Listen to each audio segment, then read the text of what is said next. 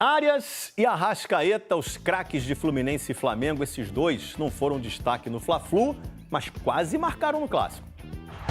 Bateu, voltou, Arias pra fora do gol! O colombiano John Arias e o uruguaio Arrascaeta têm muito em comum.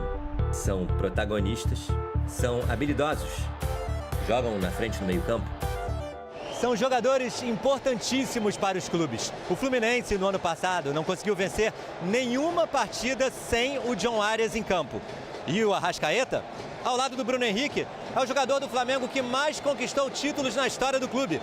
14. O Arrascaeta, ele é craque de bola, melhor meia do Brasil. John Arias é ídolo demais. Nessa temporada, o jogador do Flu já fez 2 gols e deu 6 assistências. São 8 participações diretas em gols do tricolor. O meia do Flamengo, com um jogo a menos, também fez 2 gols, deu 2 assistências e teve participações diretas em 4 gols na temporada. Esses números que são 2 gols e 2 assistências, eu sei que podem melhorar. Mas os números agora do Arrasca não me interessam. Me interessa o que ele faz de posicionamento, o que ele faz com a bola, como ele gera vantagens, como ele não perde a bola. Esses sim são aspectos que eu olho mais. Mas ontem, o Arias, caindo pela ponta, encontrava marcação dura. E o Arrascaeta rendia abaixo do esperado. No primeiro tempo, ele foi o jogador que menos tocou na bola. Foram 8 passes, 3 errados. Só chamou a atenção com alguns chutes. Tentou 3 finalizações, nenhuma delas com muito perigo. Quem precisa entrar no jogo é o Arrascaeta. Se você falou 2 vezes o nome dele, já foi muito. O Arias também não foi um gigante na etapa inicial. Até tentou chamar a responsabilidade no ataque. Você vê o Arias se movimentando por todos os lados do campo. Mas quando teve a oportunidade de fazer o gol... Bateu, voltou pra ele, Arias pra fora do gol! E que chance ele teve. Falhou no momento em que não podia. Os dois deixaram o campo caminhando sem chamar muita atenção. O futebol do Arrascaeta foi um pouquinho mais vistoso no segundo tempo. Primeiro, em mais um chute de fora da área, obrigando o Fábio a fazer uma boa defesa. Espalma, Fábio! Sensacional! E depois, participando do segundo gol do Flamengo. A conclusão do Uruguai parou na zaga e na sobra, o Juninho fez. Bateu Juninho!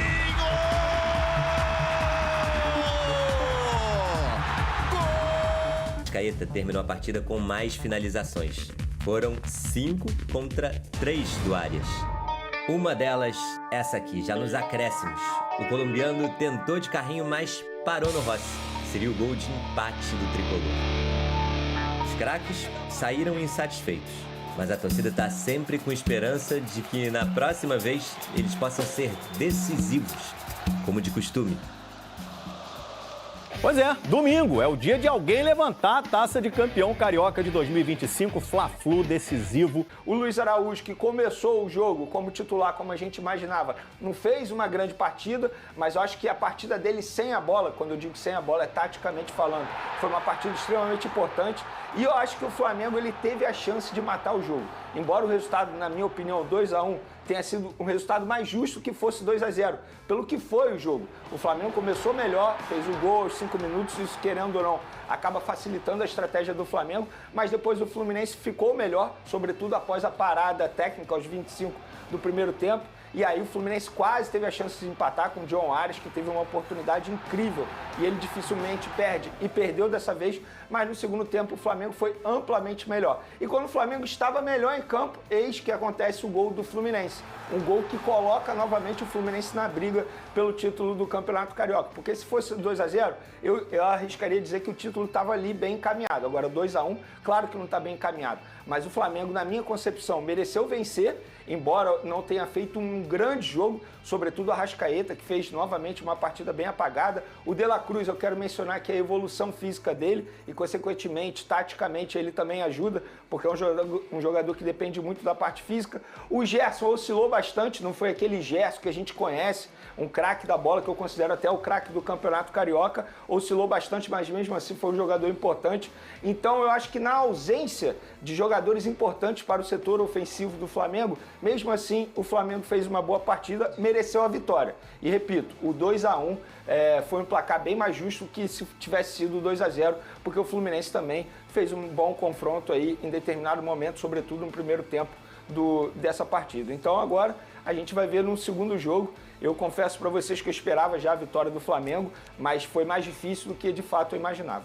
Ô, Lucas Pedrosa, pelo lado do Fluminense, para você, o gol do Keno coloca o Fluminense ainda na briga pelo título, né? Coloca uma esperança, obviamente, no coração tricolor e um jogo muito disputado, um segundo jogo muito disputado. Mas para um dia, para o Fluminense, sabe aquele dia que você abre a porta volta no seu dedo, que você vai colocar o pão e o pão cai? Sabe aquelas coisas assim? E cai para baixo. Eu acho que eu senti que foi um dia assim pro Flu. Um kick que mata o Fábio, um desvio na perna que talvez se ele não tivesse tentado fechar, a bola não ia ter aquela trajetória. A gente tá falando do Fábio, que é um dos melhores goleiros do Brasil, um cara muito experiente, a velocidade de reação afinada, um chute do Arrascaeta, né? Ele pega a bola de forma incrível, assim, o Fábio é um grande goleiro, mas ontem foram 2 gols, assim, com uma pitada de falta de sorte, Lucas Pedrosa. Você sentiu isso também? Senti. Eu acho assim, o Flamengo venceu com todos os méritos. O primeiro tempo foi muito mais equilibrado do que o segundo. O primeiro tempo foi realmente o jogo jogado.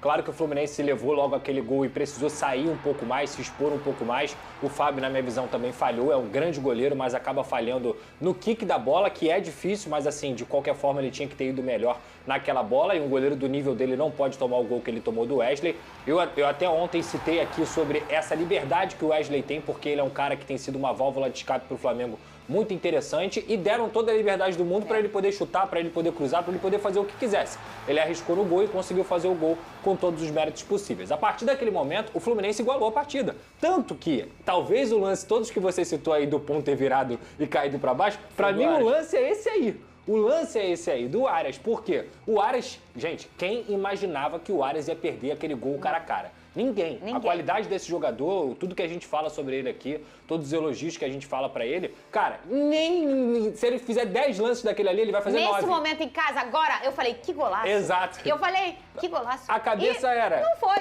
Ele vai fazer 9. Ele vai fazer 9 e ele perdeu um desses 10. Então, assim, esse momento foi muito crucial pro Fluminense, que continua jogando. A marcação alta do Fluminense com o Canóbio, que não para de correr 1 minuto, é impressionante. Como é que ele consegue? Ele não para de correr 1 minuto. E ele faz essa defesa do Flamengo ficar um pouco desconfortável no primeiro tempo. O Flamengo também tem oportunidades, a sair do Pulgar também. Já teve outras chances de matar a partida também, mas o primeiro tempo em si, eu achei extremamente equilibrado. No segundo tempo, não. No segundo tempo, o Flamengo engole o Fluminense desde o primeiro minuto.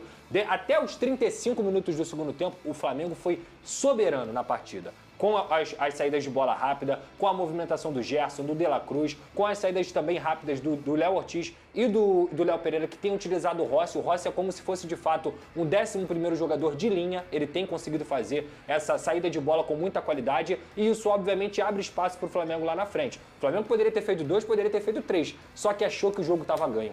Quando faz o segundo, eu acho que o Flamengo relaxou dentro da partida. E quando ele relaxa, o Mano Menezes é muito inteligente, que ele coloca 5 jogadores que dão uma oxigenação para o Fluminense que não estava tendo. O Cano sai, depois de ter feito uma partida ruim, entra o Everaldo. Aí ele tira o Guga, que estava mal também, e coloca o Samuel Xavier. E ele coloca o Keno e o Riquelme, com o Hércules também no meio campo. Então o Fluminense, diferentemente até do Vasco, quando a gente compara na semifinal, o Fluminense tem banco de reservas para poder oxigenar esse time. Você acha que o Mano demorou? Não, eu acho que o Mano fez as substituições corretas. Tanto que quem faz o gol é um jogador que ele coloca, o Felipe Luiz que ele demorou. substitui. Você então, acha assim, que o Felipe demorou?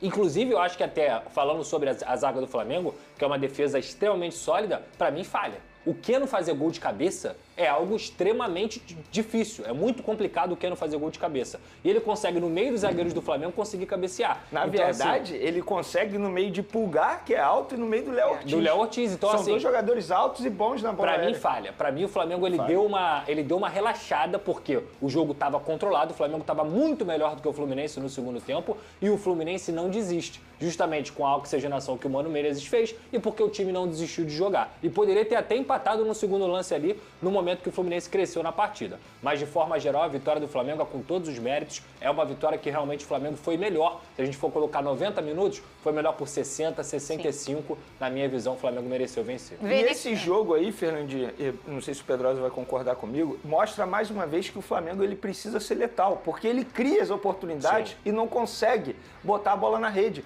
Isso, em determinado momento, vai fazer total diferença. Eu não falo agora no Campeonato Carioca, estamos falando para um Campeonato Brasileiro que cada ponto é importante e será o grande foco da diretoria. Eu acho que isso que é o aprendizado nesse jogo contra o Fluminense e contra o Vasco também, por exemplo, pelas semifinais. O Flamengo ele precisa ser letal. Óbvio que na ausência do Pedro, isso dificulta muito, porque o Pedro é o grande goleador desse atual Flamengo. Se a gente for parar e analisar, o Flamengo ele faz muito gols. E não é um jogador fazendo muitos gols. Existe um rodízio de jogadores fazendo muito gols.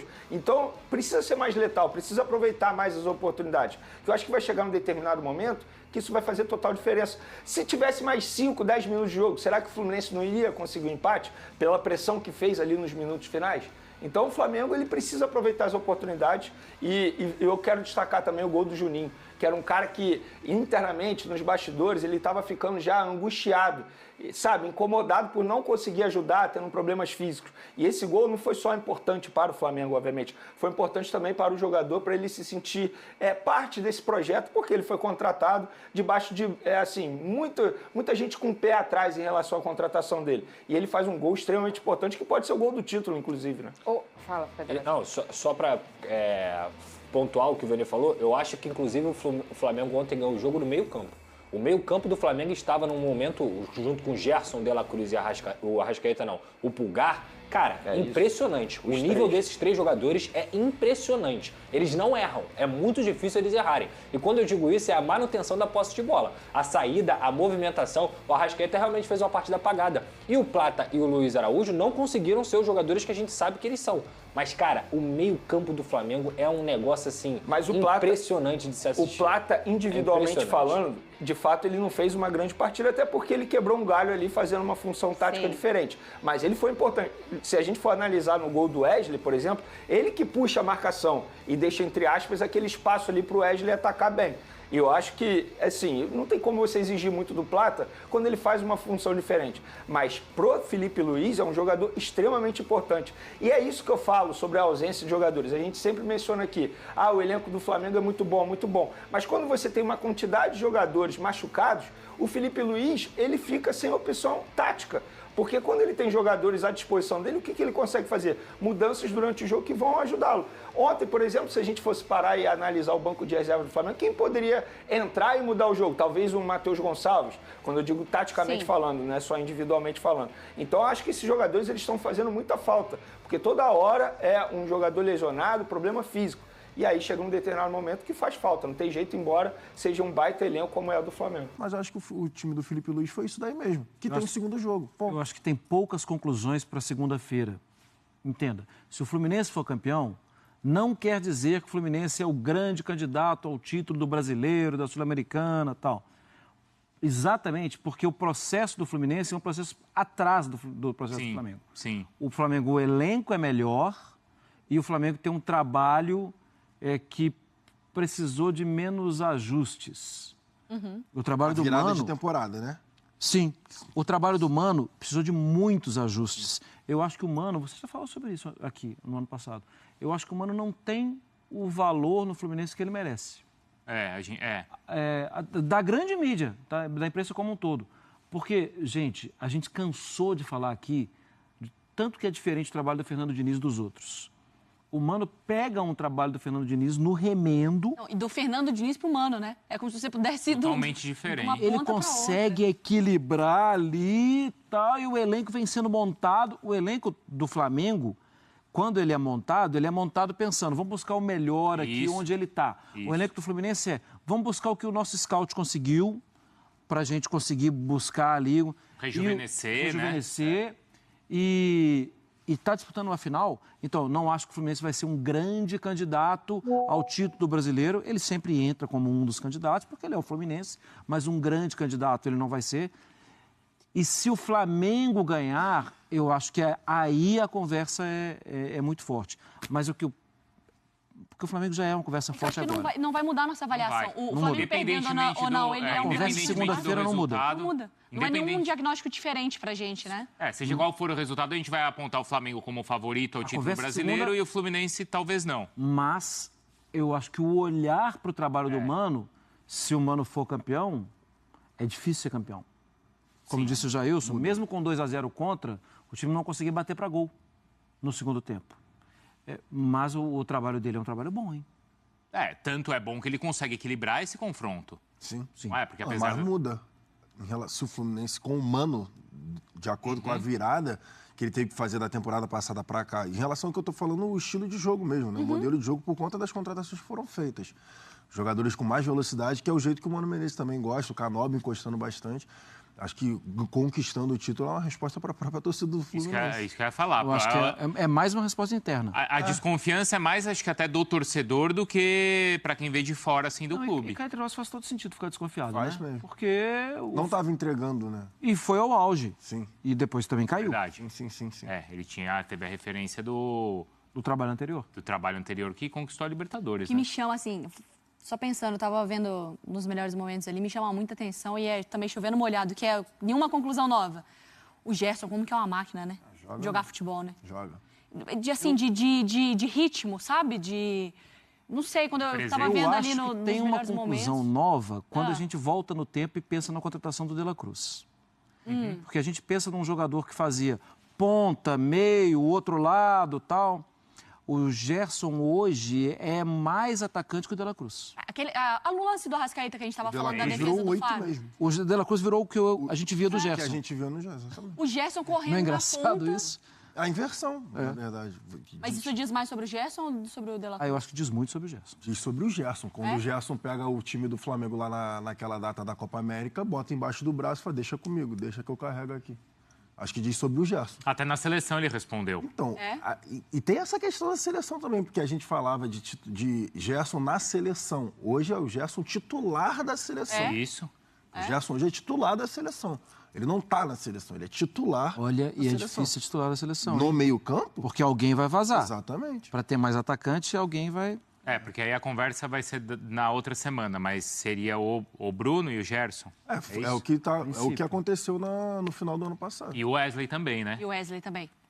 Mais uma vez. Deu um recado também. Wesley, acho que é desde a reta final como o Gerson. Interessante, né? Mas desde a reta final da Copa do Brasil. Um carregando o outro, né? E eu achei que ia dar um ruim depois que ele não sai naquela venda. Sim, eu achei que ia murchar o moleque, ia dar um climão de ter ficado, eu não quero ficar, a torcida ia pegar no pé. De repente, virou a história toda. Veio o Felipe Luiz. E a gente já viu o Fábio dar um destino melhor à bola ali, né?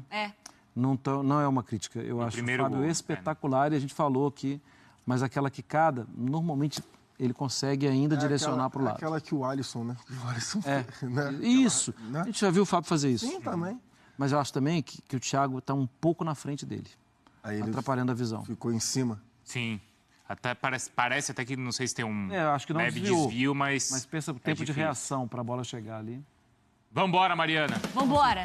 É isso aí, nação rubro-negra, abençoadas e abençoados, Flamengo ganha a primeira decisão, né, na quarta-feira e agora vai com tudo para decidir em pleno Maracanã lotado, com o apoio da nação rubro-negra, o Flamengo vai com tudo para cima do Fluminense e só a vitória interessa, né, a gente viu ali aquela discussão envolvendo o atacante Luiz Araújo e o técnico Mano Menezes, vamos torcer para que o Luiz Araújo, né, no próximo domingo, na próxima decisão, 4 horas da tarde, Maracanã lotado, aquele clássico tradicional, né, que o Luiz Araújo possa fazer uma excelente partida, porque só a vitória interessa. Eu estou muito feliz. Ontem o Juninho também balançou as redes. É um jogador que está sendo muito criticado pela nação rubro-negra, né? Um atleta que assim a nação está desconfiada do futebol do jogador, mas que ele tem que se provar a cada jogo e que no próximo jogo, no próximo domingo, o técnico Felipe Luiz escale ele como titular, que é o que todos nós queremos, potencial.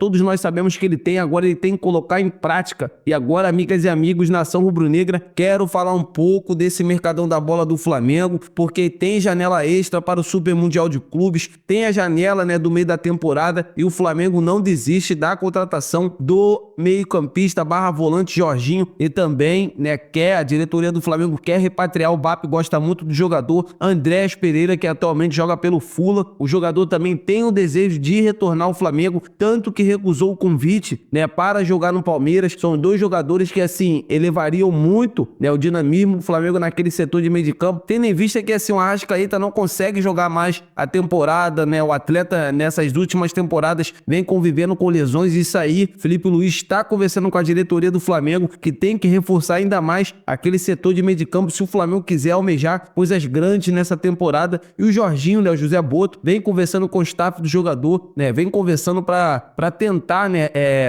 para tentar ver se o jogador assina logo, né, um pré-contrato com a equipe rubro-negra o mais rápido possível. Então, assim, são novidades que eu tô passando para vocês, é por isso que eu peço, se inscreva no canal, deixa o like para que vocês venham, né, saber de tudo que acontece no Flamengo no dia a dia, belezinha? Então é isso, amigas e amigos, eu tô indo nessa. Saudações rubro-negras, fiquem com Deus!